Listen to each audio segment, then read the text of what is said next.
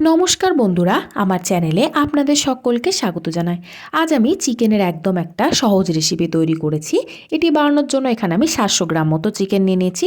চিকেনগুলো ছোট ছোট টুকরো করে কেটে নিয়েছি। কড়াইতে দিয়ে দেব 4 চামচ সাদা তেল।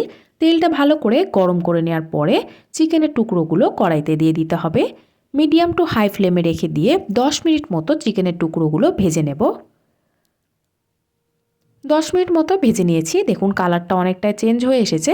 এই মুহূর্তে আমি এখানে দিয়ে দেব আদা রসুন বাটা 1 চামচ। গ্যাসের ফ্লেমটা অবশ্যই লো ফ্লেমেই রাখবেন। সাথেই দিয়ে দেব চেরা কাঁচা লঙ্কা। আমি এই রান্নাটায় পেঁয়াজের একদমই ব্যবহার করিনি, পেঁয়াজ ছাড়াই পুরো রান্নাটাই করব।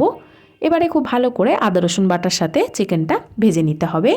চিকেনটা আমি প্রায় 2 থেকে 3 মিনিট মতো ভেজে নিয়েছি। দেখুন অনেকটা জল ছেড়ে এসেছে।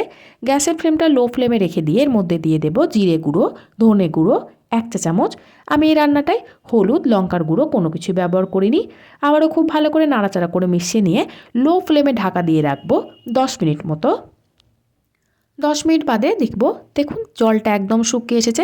আমি এই রান্নাটা এক্সট্রা কোনো জলের ব্যবহার করিনি। চিকেন থেকে যেই জলটা বেরিয়েছে সেটাতেই পুরো রান্না হয়ে গেছে। এবারে দিয়ে দেব 4 চামচ ফ্রেশ ক্রিম। যদি ফ্রেশ ক্রিম না থাকে সেই ক্ষেত্রে দুধের স্বর খুব ভালো করে ফেটিয়ে নিয়েও ব্যবহার করতে পারবেন। স্বাদটাকে বাড়ানোর জন্য আমি এখানে দিয়ে দেব 1 চা চামচ চিলি ফ্লেক্স। ভালো করে নাড়াচাড়া করে চিকেনের সাথে মিশিয়ে নিলেই চটজলদি চিকেনের রেসিপিটি একদম তৈরি হয়ে যাবে। আপনারাও চাইলে ডিনারে রুটি, পরোটা বা নানের সাথে এরকম চিকেনের রেসিপি তৈরি করে ফেলতে পারবেন।